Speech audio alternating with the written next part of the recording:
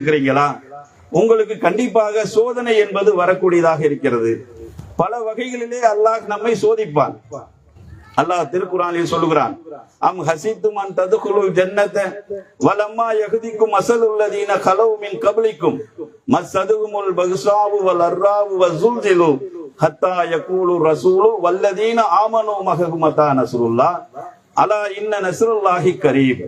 அல்லாஹ் திருக்குர்ஆனில் சொல்லுகிறான், உங்களுக்கு முன்னிருந்தவர்கள் எவ்வாறு சோதிக்கப்பட்டார்களோ அதுபோன்று உங்களுக்கும் அது ஏற்படாமல் நீங்கள் சொர்க்கம் சென்று விடலாம் என எண்ணிக்கொண்டிருக்கிறீர்களா?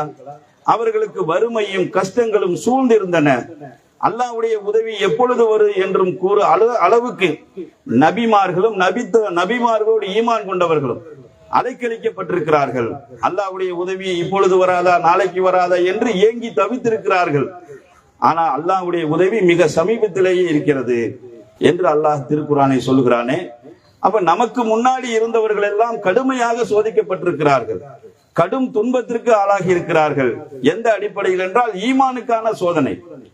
நாம் இறை நம்பிக்கையில் உறுதி உள்ளவர்களாக இருக்கிறோமா என்பதை அல்லாஹ் நிச்சயமாக சோதித்தே தீருவான்.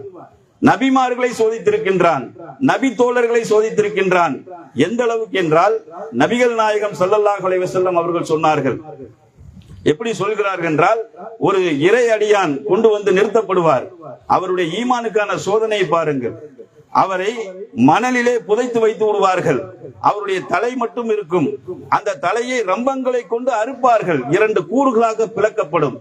அப்பொழுது அவர் ஈமானை விட்டு பிறள மாட்டார். இரும்பு சீப்புகளை கொண்டு அவர் உடலிலே சீவப்படும். அந்த இரும்பு சீப்புகளானது அவருடைய சதையை கிழித்து கொண்டு எலும்புகளை பதம் பார்க்கும். அப்பொழுதும் அவர் ஈமானை விட்டு தடம் புரள மாட்டார், உறுதியாக இருப்பார். ஆக இந்த மாதிரி எல்லாம் அல்லாஹ் ரப்புல் ஆலமீன் சோதித்து பார்ப்பான். ஈமானுக்கான சோதனை என்பது அதிகமாக இருக்கிறது. அப்ப இந்த சோதனைகளை வெற்றி அடைவதுதான் ஒரு முஸ்லிம்களுடைய கொள்கையாக இருக்க வேண்டும். ஒரு இறை நம்பிக்கையானுடைய அடிப்படையான விஷயம் என்ன? நமக்கு எவ்வளவு கட்டங்களில் நமக்கு சோதனை வந்தாலும் நாம் இந்த ஈமானிலே உறுதியாக இருந்து காட்ட வேண்டும். அதை அல்லாஹ் நமக்கு திருக்குர்ஆனிலே சொல்லுகிறான்.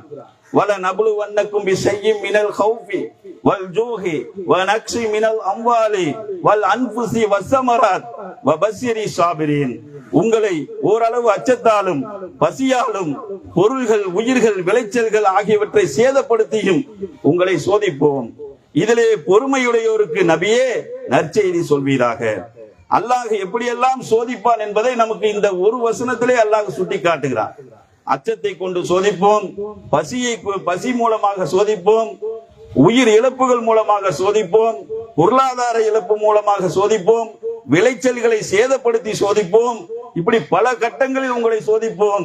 இதிலே யார் பொறுமையாக இருக்கிறார்கள், யார் இதை சகித்துக் கொள்கிறார்கள், யார் இந்த விஷயத்தில் ஈமானில் உறுதியாக இருக்கிறார்கள், அவர்களுக்கு தான் நற்செய்தி இருக்கிறது.